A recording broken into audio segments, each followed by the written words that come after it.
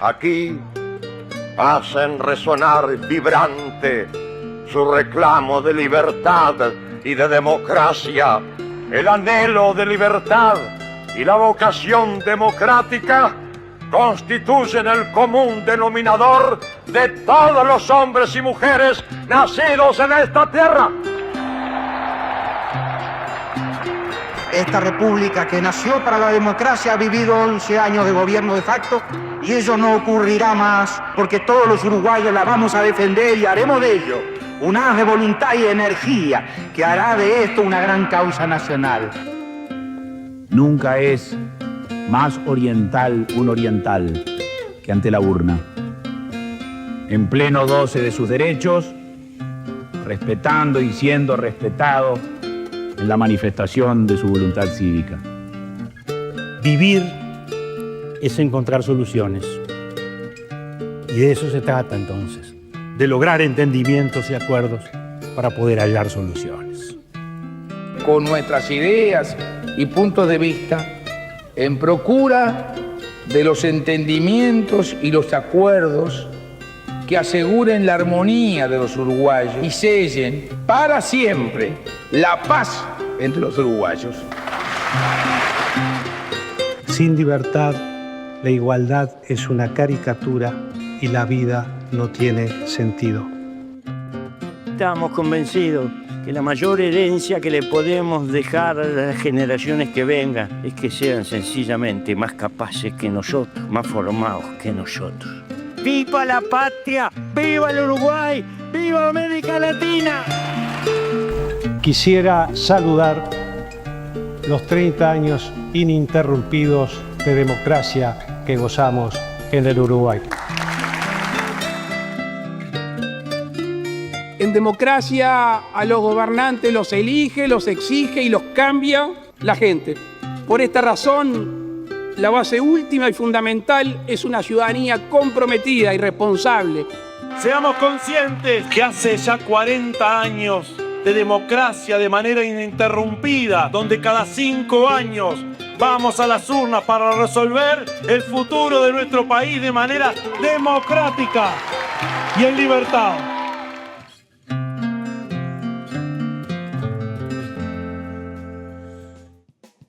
Buena mañana para todos, bienvenidos una vez más a Se Arregla el Mundo. Hoy es viernes 28 de marzo, estamos a 40 años y un día del retorno de la democracia y ahora en poquito tiempo le vamos a dar la bienvenida a Julio María Sanguinetti y a la calle Herrera para que estén charlando con nosotros, para recordar lo que significan estos 40 años y también lo que vivieron ayer, pero antes voy a saludar a mis compañeros. Federico, el Pepe Castillo, ¿cómo Gracias, estás? Woloch. Gracias por todo. Bienvenido, Woloch. Gracias. Bienvenido, Rosina de Armas Tomar. Y bienvenidos ustedes, dos miembros del sindicato de expresidentes, nada menos. Bienvenidos. Gracias por estar con nosotros. Sí, un sindicato que ahora va a tener una mayoría de la calle, mayoría relativa. Mayoría relativa, pero mayoría al fin. Mayoría al fin. Sí, bueno. Esperemos a Orsi para que se despareje. Bien.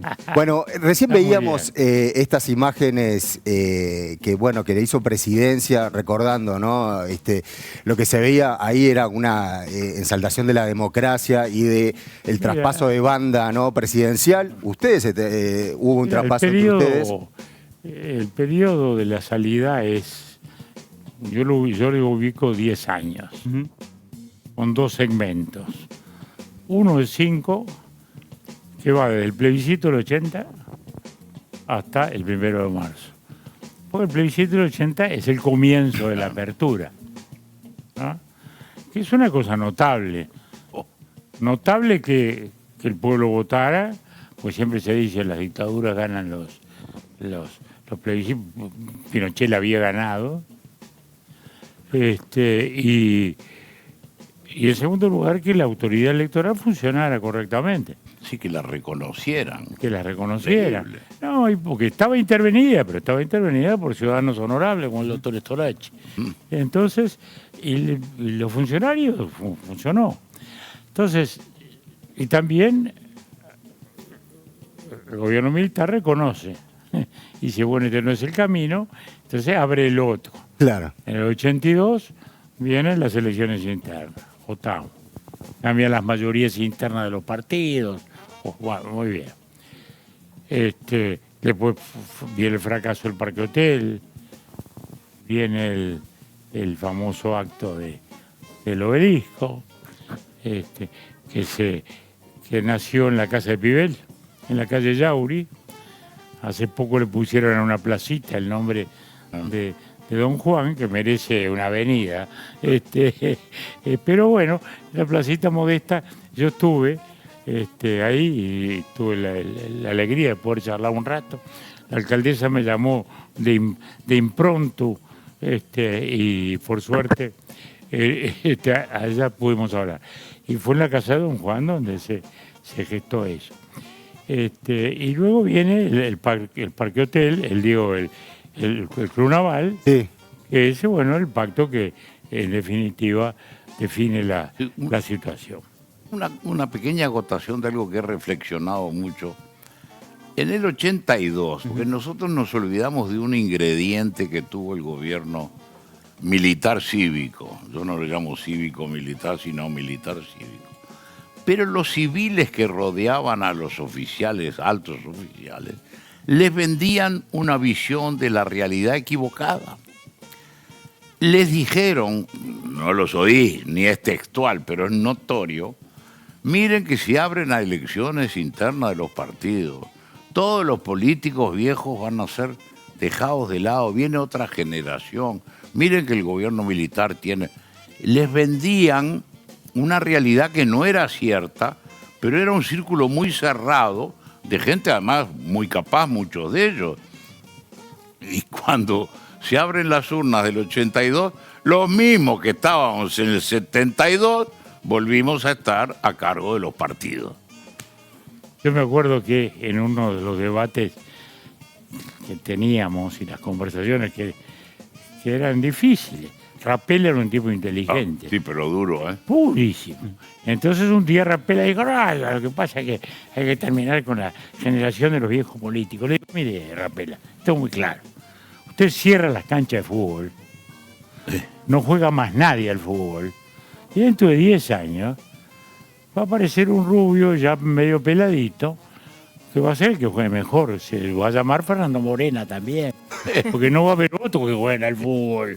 Si usted cierra las canchas, no va a aparecer ningún jugador, van a ser los mismos. Y vamos a aparecer los mismos. Sí, señor, le guste o no le guste a usted. Vamos a aparecer los mismos.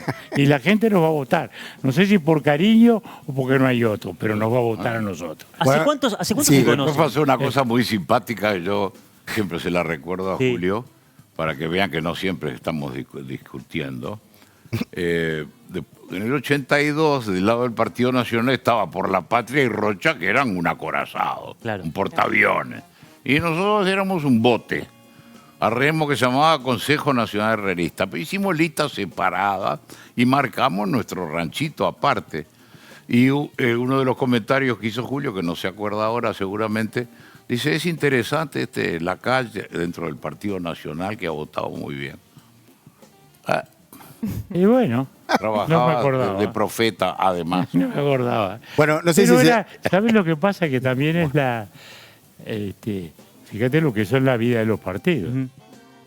¿No? Porque el wilsonismo parecía también que era una cosa no solo avasallante en aquel momento, sino que iba a ser el Partido Nacional. Y terminó el Consejo Nacional Herrerista. El episodio de la muerte de Wilson, que siempre fue muy triste. Pero bueno, sí, nosotros... No, lo que pasa es que en el año 84, Por la Patria tenía 26 diputados. Y en el año 89, el herrerismo tuvo 25. Y bueno, se produjo una traslación. Una traslación, y bueno, las traslaciones, ¿qué pasa? Pasó con el pachequismo en su momento. Ahí está. Nosotros veníamos de una enorme mayoría pachequista y luego cambió. Todo eso es... pero en fin, fue un proceso complejo. Yo tuve la suerte de haber hablado claramente con Wilson. Sí. Claramente. El que avisa no traiciona. Fui a Santa Cruz de la Sierra, porque él estaba equivocado también. Así como a los militares le hablaban... Wilson estaba afuera, hablaba con el frente o con el frentismo del exilio. Okay. No con el Frente Amplio que estaba acá.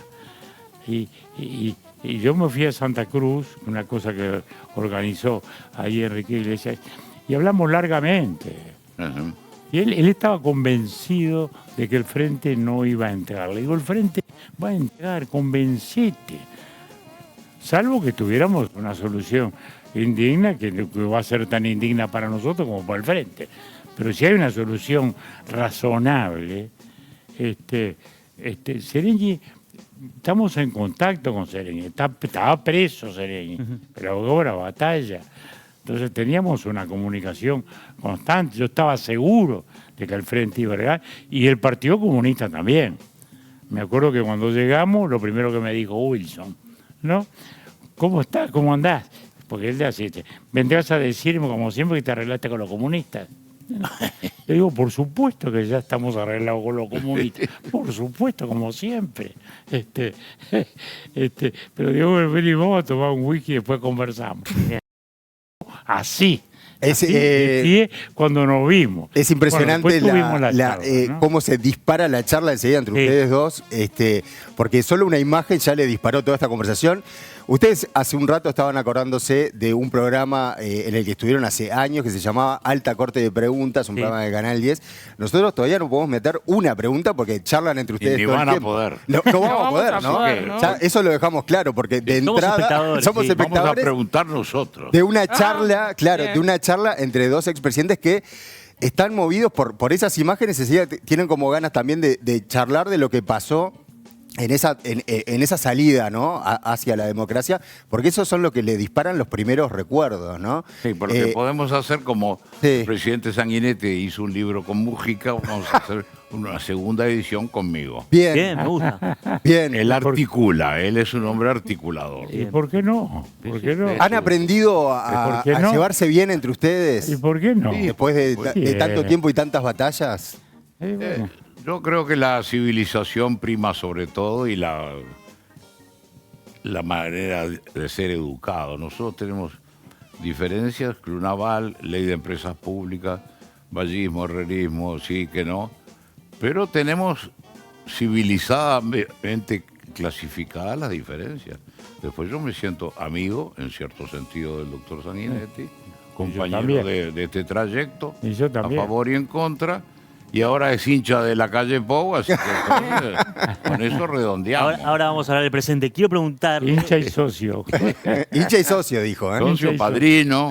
Voy a preguntarle a Sanguinetti hace cuánto conoce a la calle Herrera y después voy a preguntarle a la calle Herrera hace cuánto conoce a Mujica, que no pudo venir hoy, pero fue también convocado. ¿Hace cuánto conoce al doctor Herrera? No sé. ¿Cuándo éramos diputados yo? En el 70 y... Y sería cuando fuiste diputado. 71 fui diputado. Por ahí. Sí, yo fui. Eras ministro o eras diputado. Seguro. Yo fui ministro en el 69. Yo fui diputado en la elección del... Yo tengo 5 años más que tú, querido. Es un periodo anterior. Ahí está la diferencia. Es un periodo anterior. Yo entro a la Cámara en el 63. Y en el 69... No, 79, no me... El 69. 69. El 69, o sea, yo tenía 33 años, ahí fui ministro de Industrias. 69, 70, con Pacheco. Nos vimos en Europa. Con Pacheco. Nos vimos en Europa con Gervasio Posada. ¿Cómo no? Tú y Gervasio iban a una misión a no sé dónde y nos encontramos, Julita y yo estábamos de luna de miel en Roma, en Italia. Y nos encontramos acá en la casa del embajador Carlos Perico Pérez del Castillo. En la casa fantástica en la Vía Apia. La Vía Apia. Mira, eso, ¿cómo aparecen esos recuerdos? Claro. Fíjate la Vía vos. Apia, que me decían que el peligro que hay en Roma, y sobre todo en la Vía Apia, nada menos, que no se puede hacer un pozo para nada porque aparece algo histórico y hay que parar. Se para. Bueno, y yo estaba de luna de miel recién casado. Y estaba Julio con Gervasio, que no se dio por el pero eso fue Cámara ante de Comercio, ¿no? Seguro, pero eso fue en la época de la dictadura. ¿En qué año te casaste? Ah, sí, claro. No, yo me casé no me casé en el 70, hombre. En el 70 me casé yo. La audiencia dice que esto parece una mesa del Expreso. Lo cierto que yo fui a dar ahí, bueno, pero pero volviendo al tema. Sí. Digo, acá hubo dos etapas. Claro. Esa del 80 al 85. Y lo importante es que siempre fue con pronunciamientos electorales. Sí. Porque ese es el tema. Baneado por la gente. Aliado por la gente. Y luego viene el periodo de gobierno, o sea, el gobierno de transición. Y también saneado por la gente. Ayer lo decía. Esto se enmarca entre dos grandes pronunciamientos populares, ¿no? El del plebiscito en el 80 y el de la caducidad en el 89. En abril, en plena campaña electoral, o sea, el mismo pueblo que votó en contra de la propuesta militar es el mismo que votó a favor de la amnistía militar. Es el mismo pueblo. ¿Que estaba de acuerdo con la dictadura? No, está de acuerdo con la paz. Porque lo que no se da cuenta mucha gente es eso. Sí, sí. Y ese era mi debate con Wilson. Claro. Porque yo le decía, mirá, Wilson, vos lo que vos no estás entendiendo es que la gente está tanto en contra de la dictadura como en contra de volver a los líos anteriores.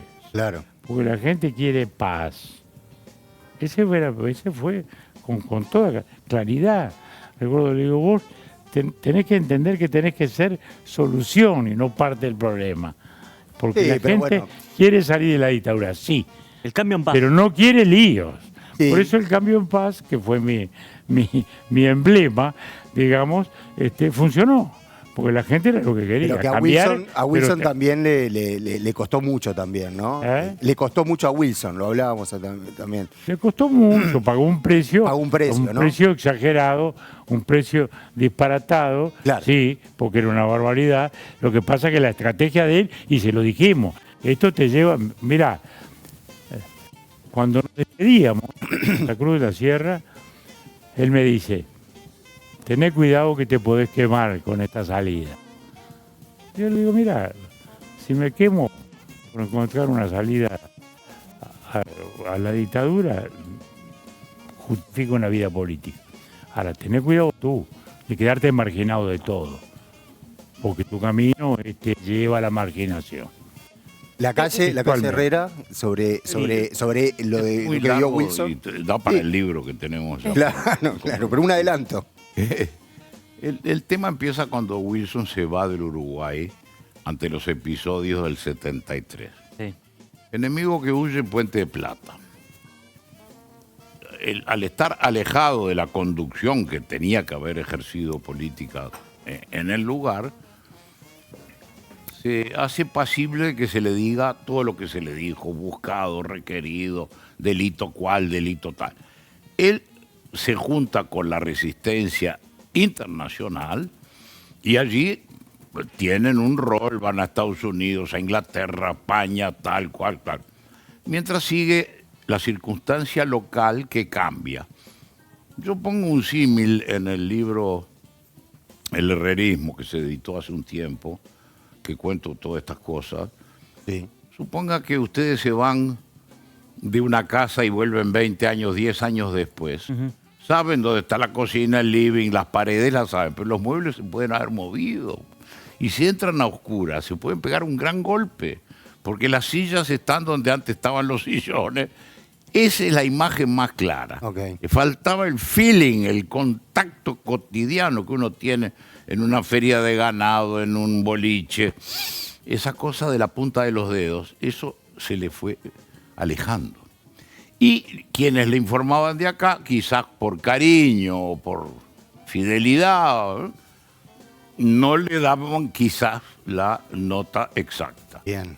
Entonces se alejó de la realidad. Y al haberse ido tenía que volver de una manera heroica, porque no se podía volver por el Chuy y un buen día aparecer en Castillo. Hace toda la organización del regreso. Yo estuve en el barco. Yo nunca le fallé al partido en ninguna de las instancias. Estuve en el barco y lo metieron preso. Y no pasó nada más. Entonces, el cálculo de la estrategia exterior se daba de bruces con lo que realmente pasaba en el país. Ahora Es decir, no es imputable a una falta de inteligencia ni nada, porque era un hombre extremadamente inteligente. La incorrecta información del terreno. De lo que estaba Bueno. ocurriendo. Pero él siempre reconoció noblemente que yo le había contado todo el libreto tal cual iba a ser. Y eso él lo reconoció siempre. Y bueno, con Sereñi yo tenía una sintonía de muchos años atrás. De muchos años. Sí, Ballista era 15. Era ballista de la 15, era una persona muy cercana a nosotros y yo personalmente había tenido, por eso a mucha gente del frente, no hace mucho me lo decía Curiel, nosotros no entendíamos, le decíamos, pero general, ¿usted cómo le cree a Sanguinetti y todo lo que le dice? ¿No? Bueno, siempre ha sido muy Y digo, bueno. porque hay que entender también el tema de las relaciones humanas, Claro. que cómo juegan en estas cosas. Con Sereñi teníamos mucha confianza por muchas historias, de las tantas historias que se dan en la vida política y en los momentos políticos en los cuales habíamos tenido contacto, yo como político y él entonces como general en activo, ¿no? O como coronel en activo primero, que fue cuando yo lo conocí. Bueno, hubo alguna pelea, ¿no? En los duelos. En los duelos, bueno, en un duelo con un correligionario lo tuve de miembro del tribunal. Con Maneco. A Sereñi. Sí, es increíble. En el duelo con Maneco, cuando uno mira lo que es la vida, ¿no? Fíjate que los tres miembros del tribunal era Sereñi, Pérez Caldas y el almirante de Castro. Un año después, Sereñi estaba preso, de Castro era jefe de la Armada en operaciones, sublevada contra Zorrilla, y Pérez Caldas estaba en el triunvirato militar. Claro, y Estamos ahora hablando, perdón, de 1970 cuando usted se batió a duelo con Manuel Flores Silo, ¿verdad? O Maneco. Manuel Flores Mora. Mora, ese Flores ese Mora. dijo, perdón. Y bueno, pero son los líos de partido. y Don recién, Pepe Valle Sí. tuvo duelos. Sí, está el famoso con Beltrán. Claro. Pero tuvo ¿Qué duelo tupet? Claro. con todos los correligionarios. Sí, sí. Luis Valle también. Lo tuvo con Areco, lo tuvo con Yude, con los correligionarios. Pero no era un Recién- duelo, no era un Mi duelo de duelo- bombones, usted sabía manejar el... Yo tuve varios conatos de Ahí está. duelo, como periodista, pues yo nunca mandé los padrinos a nadie. Pero el general Aguerrondo, por ejemplo, cuando era jefe de policía, que era coronel entonces, me mandó 2 veces los padrinos. Y la última vez casi hay duelo, y tuve un mes para fallar el tribunal. y Un allí mes. A ver el si puede presidente, terminar, perdón. Rosina, el- si puede meter Pero una bueno, pregunta. ya Voy, está. voy a porque- ver si Mirá me dónde nos puedo fuimos, meter ¿no? en este café. Recién hablamos, bueno, el sindicato de presidentes falta una figura importante que es el José Mujica. Claro. Están ustedes allí y estábamos hablando de Faltan cómo se 2 conocieron. personas importantes. Sí, también. Bueno, es su hijo también, No, pero mi hijo no, es el presidente. el presidente de la Luis calle Alberto Pou. Pou. Pero no había sido Herrera. invitado. Estoy hablando Fuera, está fueron en el invitados, exterior. claro, por supuesto. Y recién Woloch le preguntaba a usted, doctor Lacalle, cómo se conocieron. Usted llegó antes y nos anticipó de un congreso realista en el que coincidió con Mujica. ¿Puede Sí, recordar fue un cómo congreso, los congresos de juventud, mientras el Partido Nacional no tuvo una organización juvenil con elecciones y autoridades, que fue una de las reformas que yo logré que se aprobara, eran acumulación de muchachos jóvenes con todas las energías de la adolescencia. Fue en la calle Sierra, Fernández Crespo ahora, Claro. en el centro de residente de Paso de los Toros, me acuerdo. Bueno, empezó y ahí mismo terminó en un lío mayúsculo. Me acuerdo que alguien lo terminó el congreso, que era un revoltijo, no un congreso, bajando la cortina. La llave de luz, y como lo apagó, se acabó el congreso. O al boliche. Ahí estaba Mujica, yo lo supe después, con la representación de la lista de 41 de Enrique Erro, que era una lista muy fuerte del herrerismo de Montevideo. Sacó 2 diputados en 1958.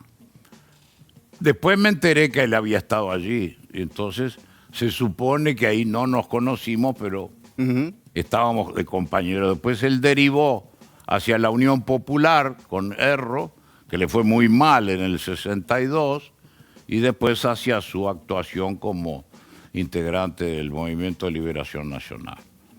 Y después nos volvimos a ver cuando ellos, porque no estaban en el frente de entrada, ellos demoraron en ingresar en el frente.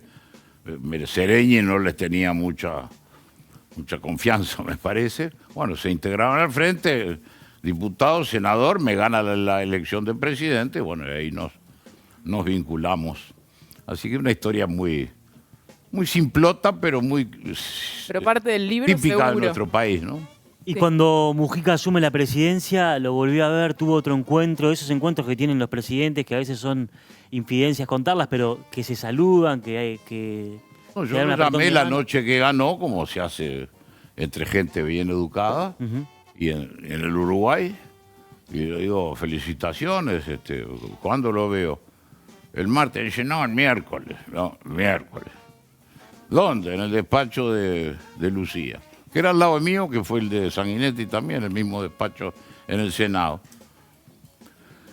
Y ahí nos sentamos frente a una mesita no era el despacho principal, y nos quedamos mirándonos y hubo un silencio que se convirtió en embarazoso, medio incómodo. Y yo le digo, ¿cuántos años hace? Y él pescó enseguida, me dijo, 50. Digo, no, 51, del famoso Congreso. Está bien. Bueno, y yo le dije algo así como, su vida es una novela, presidente. Si le quiere poner buen fin, cuente conmigo. Está bien. Nunca más hablé de nada con él, ni me llamó, ni me consultó, ni nada. Tremenda ¿Y la su historia. vínculo, presidente Sanguinetti? No, con yo Mujica lo Bueno, conocí el día que asumí y que él era diputado. Cuando yo asumí la segunda presidencia, Ah, la él, segunda, sí. él era diputado. Ahí sí. Y ahí yo salí, era la época que él iba con la motoneta, ¿no? Sí, sí, sí. Claro. Y los famosos pantalones vaqueros. Y a la salida, yo lo miré y me dice, mire que estamos con usted, ¿eh? Digo, muy bien, y seguí. Te felicito. Seguí, seguí. Muy buena. Ahí lo conocí. Fue mi fugaz conocimiento de Mujica. Pero después han formado una Y después, relación bueno, y bueno, yo lo he dicho. camaradería, ¿no? Yo Lo lo he dejaron dicho. afuera del libro, de la Sí, calle. Muy claro, dejaron fuera el mira. libro de la calle. Con Mujica yo lo he dicho. Nosotros fuimos enemigos. Ok. Enemigos. Porque cuando él estaba con las armas en la mano y yo estaba integrando los gobiernos, defendiendo la institucionalidad, éramos enemigos. Y él va preso en esa época por los jueces de la democracia. Porque él, cuando está en la dictadura, ya estaba preso. Algunas veces se ha lamentado, porque dice, nunca tiré un tiro contra la dictadura, lo cual es un hecho simplemente objetivo. Después, cuando se incorporó a la vida política, pasamos a ser adversarios políticos. Bien. Y hoy somos colegas amistosos que trabajamos en la idea, como lo se expresó ayer, de preservar la idea republicana Claro. y la convivencia democrática, que es muy importante. En momentos como este, porque el mundo, la democracia está bajo asedio hoy en el mundo. Es un hecho. Ujú. ¿Por qué? Todos estos fenómenos, y bueno, los fenómenos populistas que juegan al margen de la institucionalidad, lo estamos viendo, está en Estados Unidos, ¿no? El presidente que no acata disposiciones judiciales, Claro. está todo al margen. Bueno, hay- Miren lo que es Europa. Ahí sobre un poquito antes, ¿no? El párrafo anterior. Son esas cosas que han pasado últimamente que a mí me prenden la luz amarilla. Se aprobó una ley diciendo que la dictadura empezó en el 68. Una locura. Pues la ley puede ser ley, pero puede ser mentira. Una mentira grande como un cerro. ¿Para qué? Para que estuvieran incluidos como luchando contra la dictadura los que estaban presos. Y para que cobren las pensiones, ¿no? También. Esas son las cosas. Después, lo que decía Sanguinetti sobre la democracia, para mí lo que está en crisis es el concepto de la representación. Bueno, ahí está. Es muy difícil, porque a veces como en nuestro país es como tomar un vaso de agua e ir a votar. A veces no lo valoramos. Es un episodio el más libre de nuestra vida. No hay esposa, suegra, acreedor, patrón que te esté mirando. Estás solito, lo que creemos en Dios y nadie más.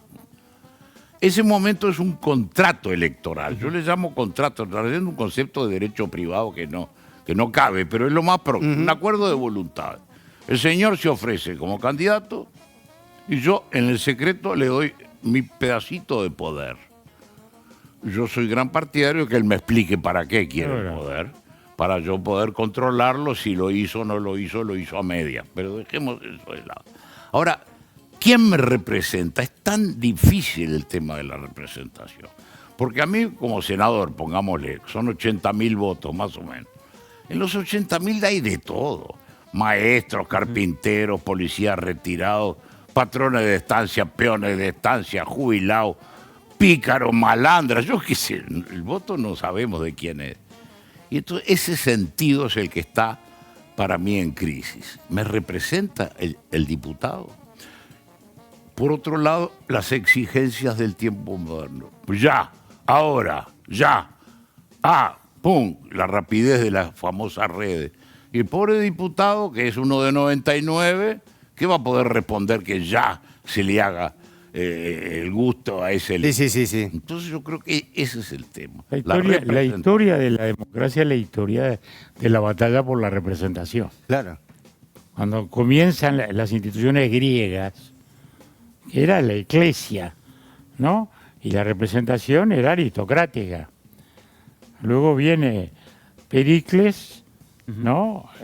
E introduce la mistoforia, es decir, pagar, porque eso es una cosa muy, muy, muy importante, ¿no? ¿Verdad?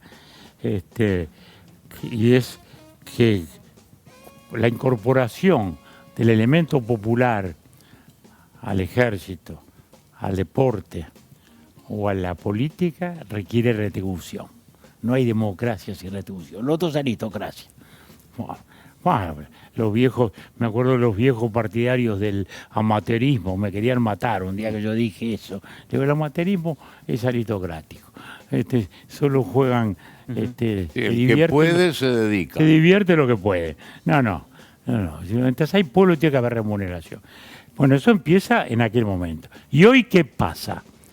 Que yo, ciudadano, ¿qué voy a ir al club político y qué le voy a preguntar al senador? Si hago un Facebook y creo que el gobierno se va a sacudir y que el presidente va a estar leyendo mi Facebook y como veo que el Facebook mío no anda, hago un Twitter y después me meto en los 3 grupos de WhatsApp que creo que son el mundo. Sí. Y que dicen, todo el mundo dice. No, dicen en tu grupito de dicen, WhatsApp. Es una cámara de... Una burbuja, digamos. Entonces, ahí el sistema de comunicación, cuando los seres humanos pasamos a comunicarnos distinto, es donde empieza a debilitarse el concepto de representación. Luego hay otros factores de debilidad que se van sumando, ¿no? Quiero preguntarles, la democracia, el pueblo, el soberano le entrega el poder a los políticos para que le den ciertas garantías que, por ejemplo, son seguridad, bienestar, salud, educación. Sin embargo, a veces en diferentes sociedades están en jaque esas cosas que se compromete el gobernante. Por ejemplo, la seguridad. En Uruguay bueno, pero ahí es donde se ven las diferencias. Hay un sector político, llamémosle así, o de opinión en el Uruguay, que considera que el problema es la víctima.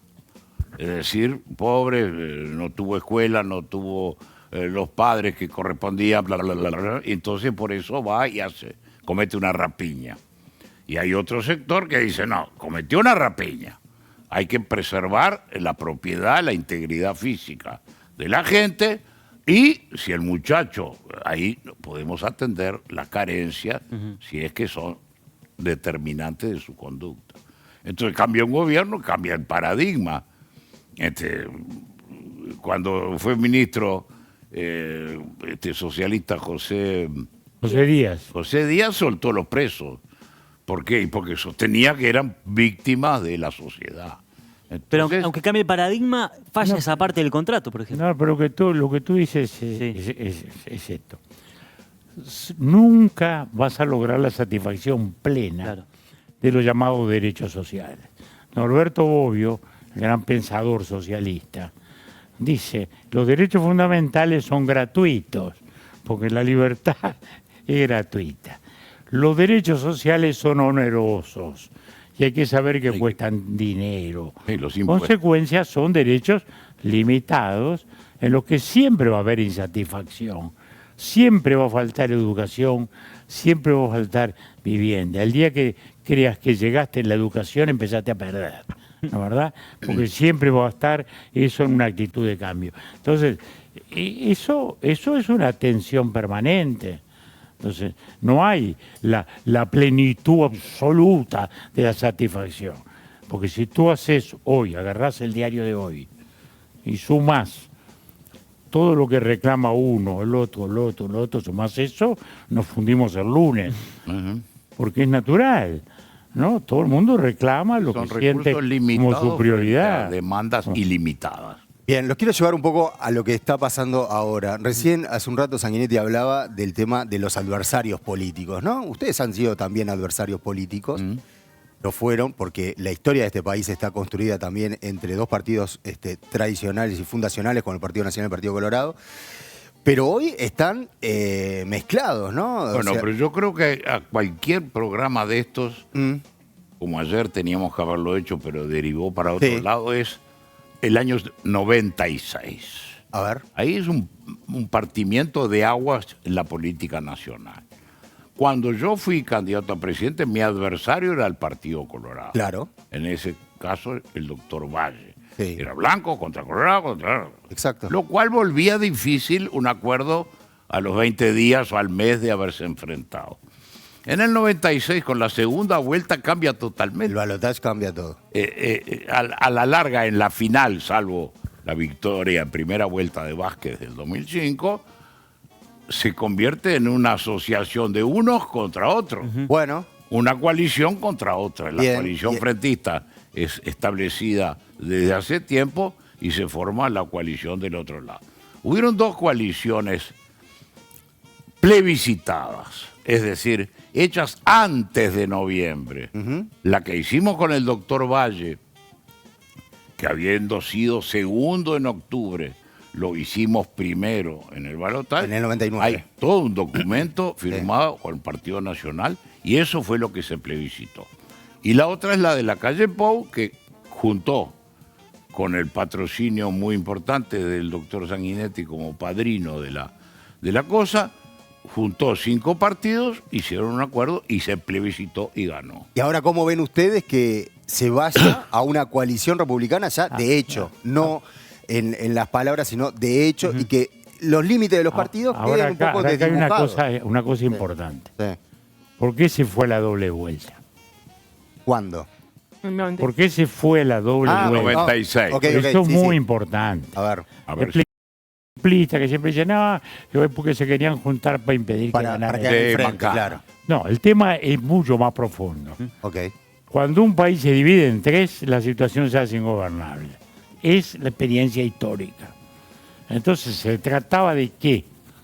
De tener un presidente que en la segunda vuelta tuviera una mayoría real, que le diera la autoridad electoral suficiente para poder administrar una situación ya de por sí fragmentada. Muy bien, Porque pero agrego, porque es coadyuvante.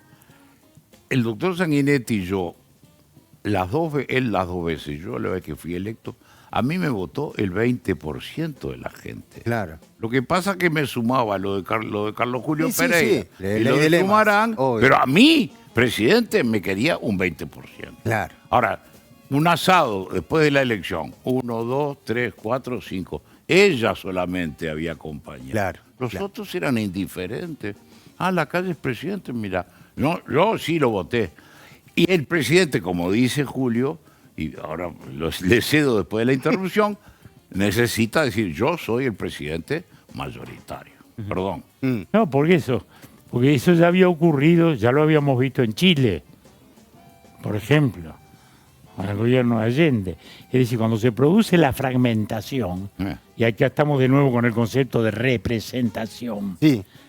Porque luego el sistema electoral es una articulación ortopédica para que se logre configurar algo que exprese del mejor modo posible la voluntad popular, pero que a su vez haga posible el gobierno. Porque la elección no es una tomografía computada de la opinión pública, no es una encuesta, es un acto de gobierno.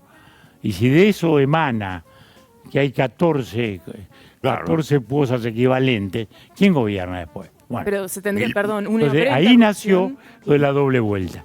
Y la doble vuelta naturalmente tiende a los agrupamientos. Y, Sí, claro. ahí, Lema. y ahí empezó ¿A un lo lema que común? las dos coaliciones que tenemos hoy.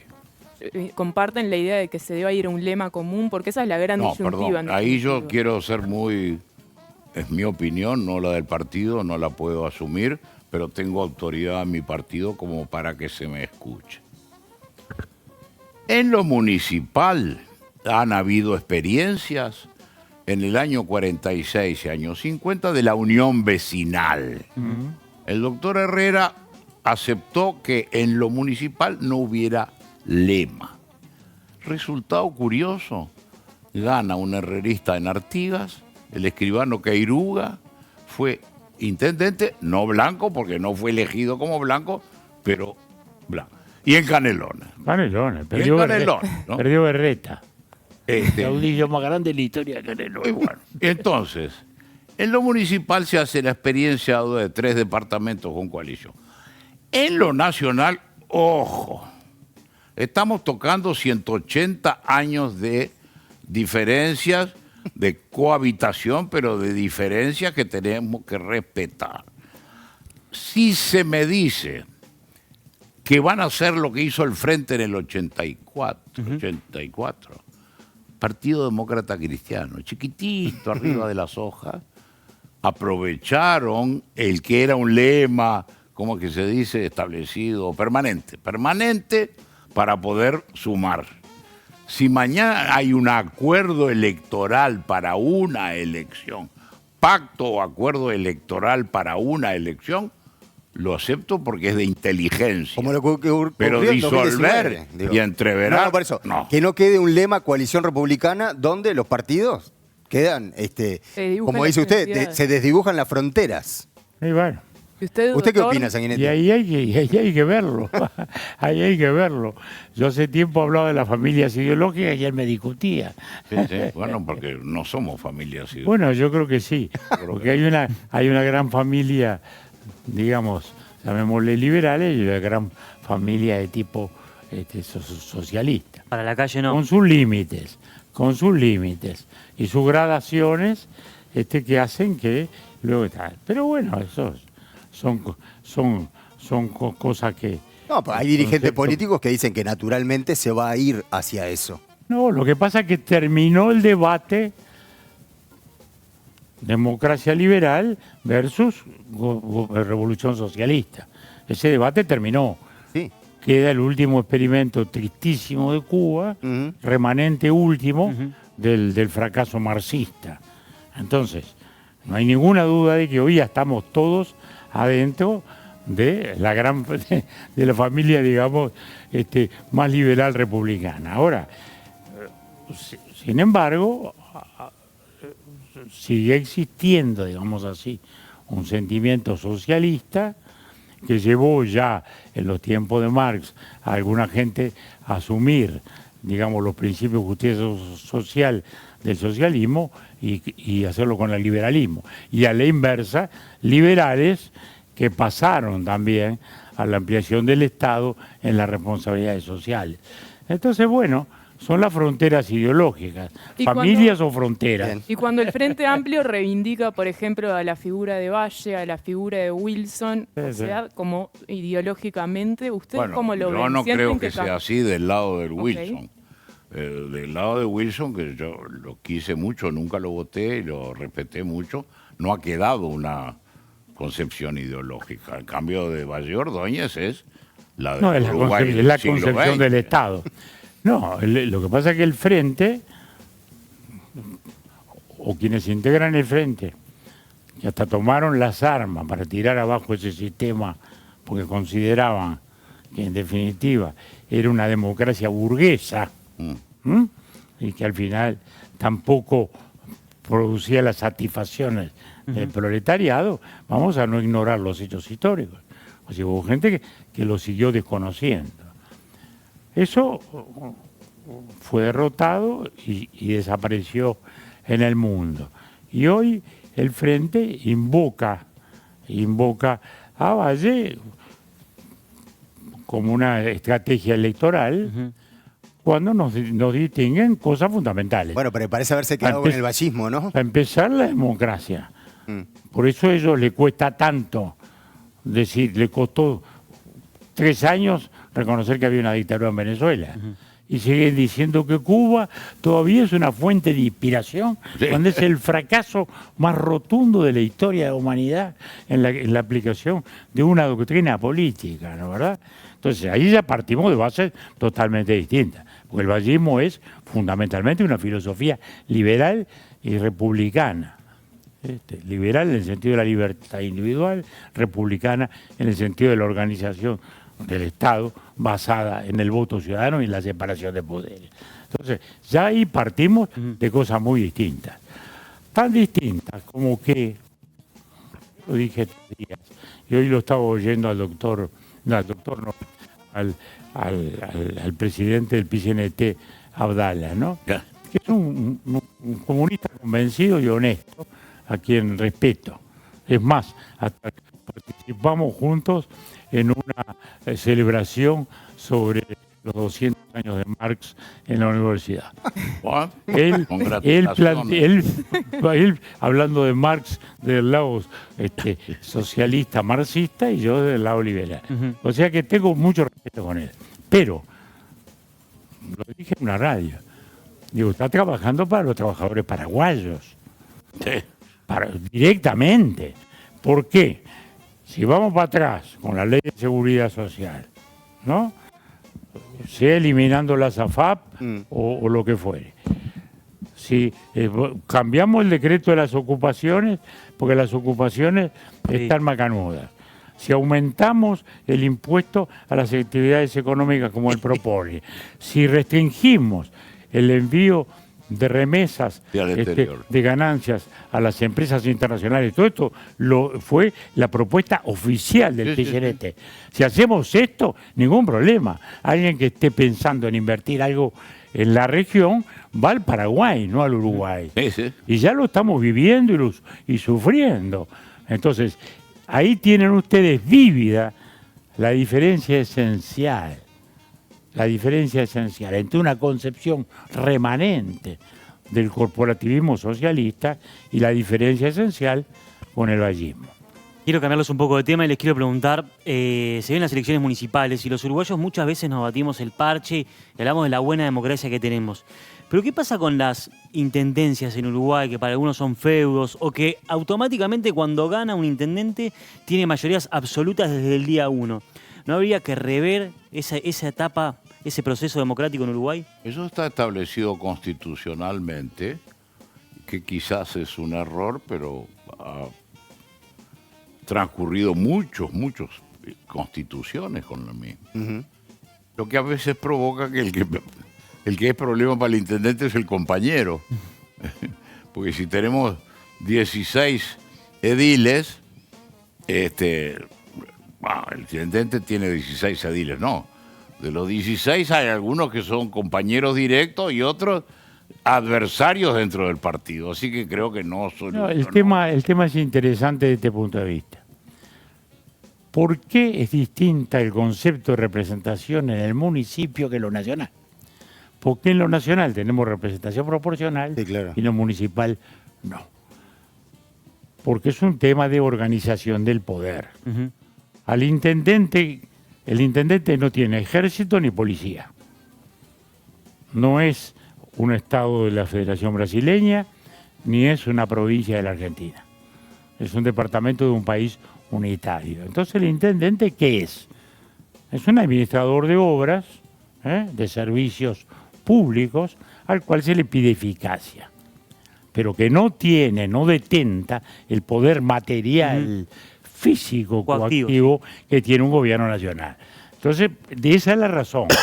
Se le da una mayoría absoluta para que tenga más eficacia en el gobierno.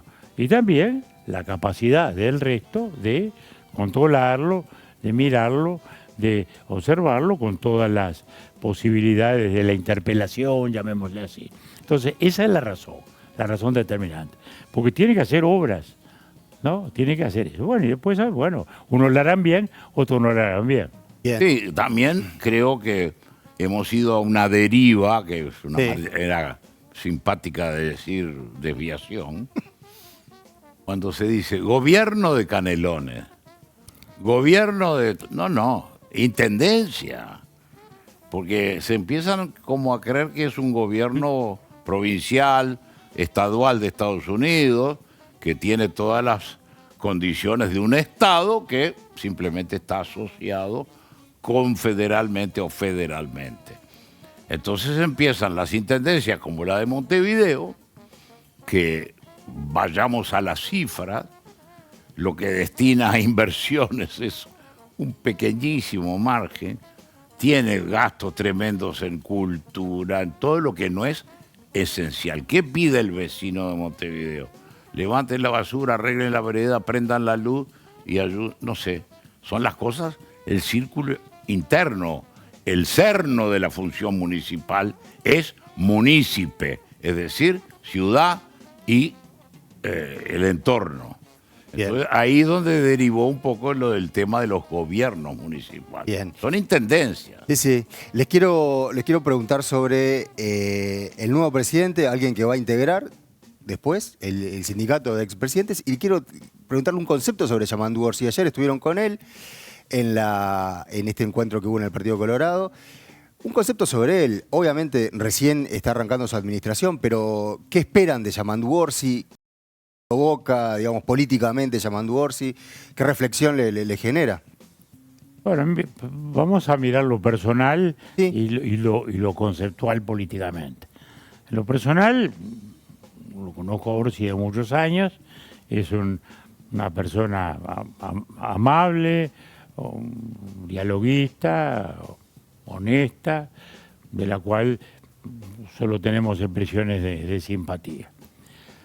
El tema es qué representa su gobierno. Y su gobierno va a ser una tensión constante entre esas dos visiones. La que representa el ministro de Economía, que prácticamente lo que está sosteniendo es una continuidad de la política económica que venía, y un PIT-CNT muy fuerte, revalorizado por la falta de liderazgos en el Frente Amplio, que hace que tenga una enorme fuerza y que está en una concepción, como recién yo expresé, corporativista, socialista, que nos puede llevar a una situación muy profundamente negativa. Entonces, Orsi tiene por delante una tarea muy difícil, que es la de poder armonizar estas dos cosas.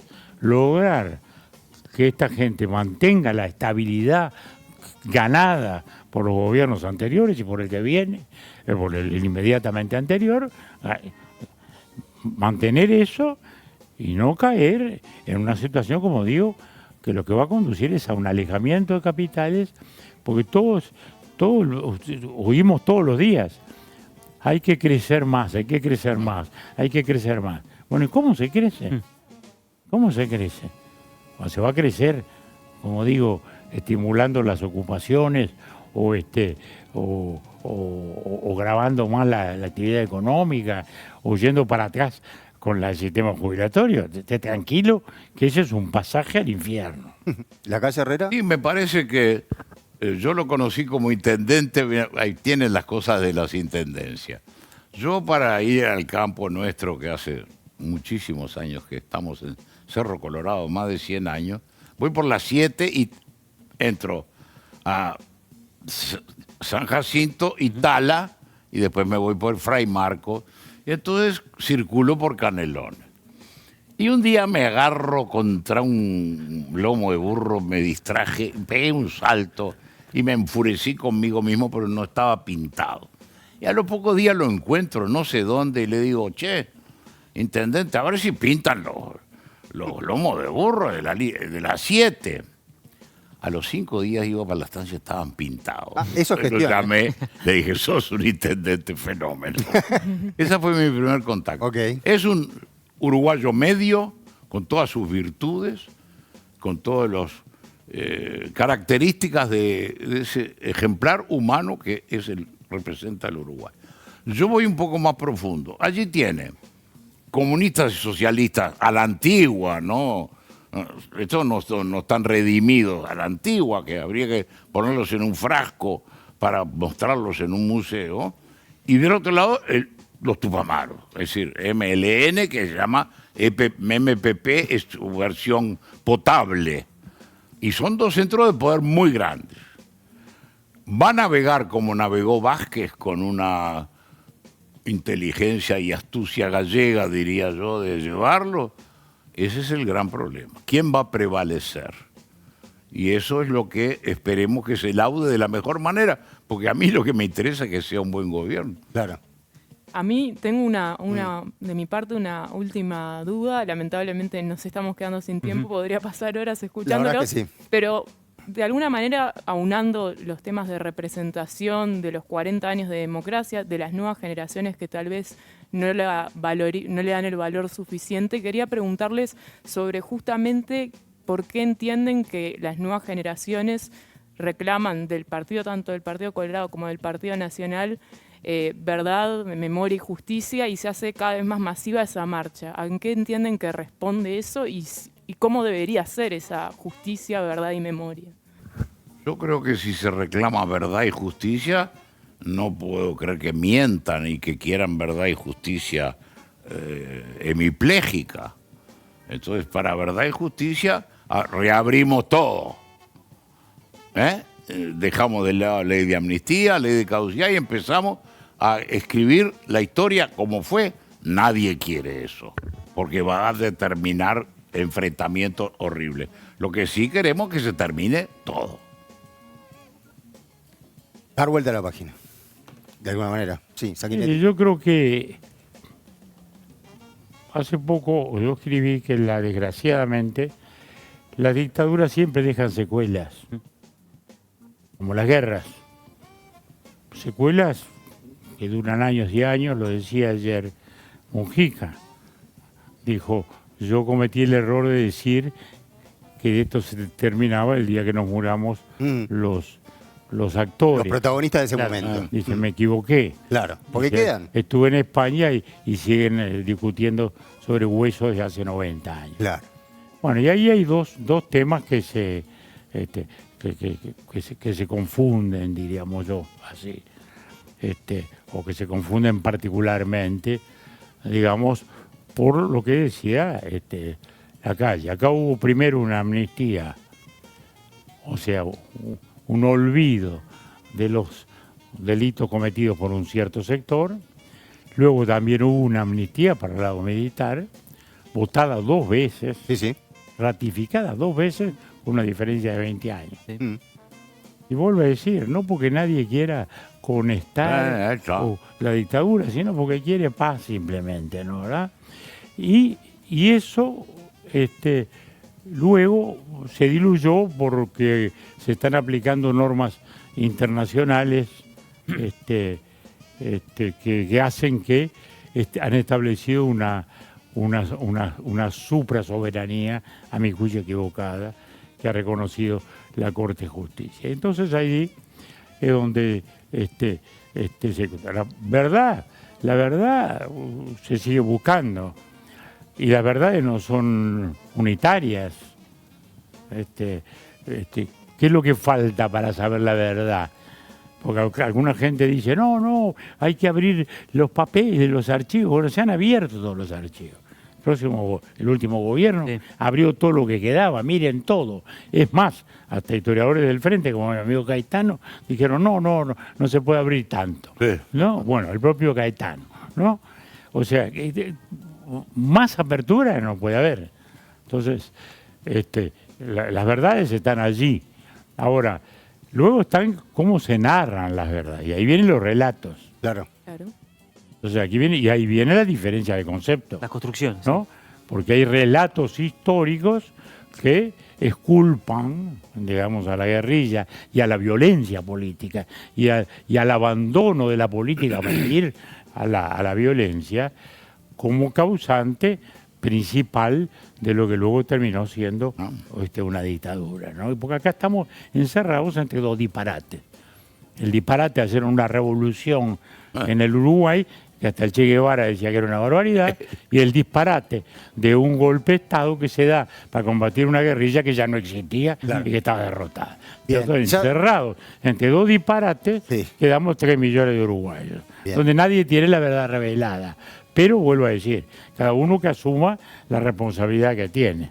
Muy bien. La de un disparate y la del otro disparate. Sí, sí, está claro. Estamos cerrando ya esta entrevista. Para nosotros fue un honor, la verdad, haber tenido dos presidentes, ¿no? Porque siguen siendo presidentes, así se les llama. Una vez presidente, siempre presidente. Y quería, a ver, si cada uno puede nombrar algo positivo y negativo de los gobiernos. Por ejemplo, la calle Herrera, una cuestión positiva del gobierno de Sanguinetti, de los dos. La ley forestal, sin ir más lejos, la transformación económica más grande de la historia del país empezó en el gobierno del doctor. Bien, no lo dudó. Bien. ¿No? ¿Y algo negativo del Le gobierno de parecerá Sanguinetti? poco quizás a Sanguinetti. Bueno. A lo mejor le gusta algo más de democracia. Es la que eligió. Filosofía. Es la que le vino enseguida. ¿Algo negativo de los dos gobiernos de Sanguinetti?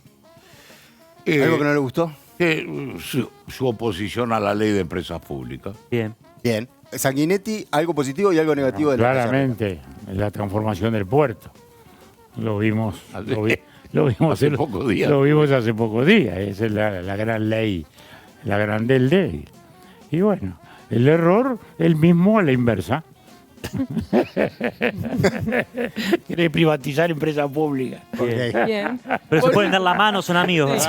Y por último, de Chapa les pido un número que elija cada uno del 1 al 132. Porque Bien. nosotros tenemos un concurso. 13. Concurso 13 y usted 15.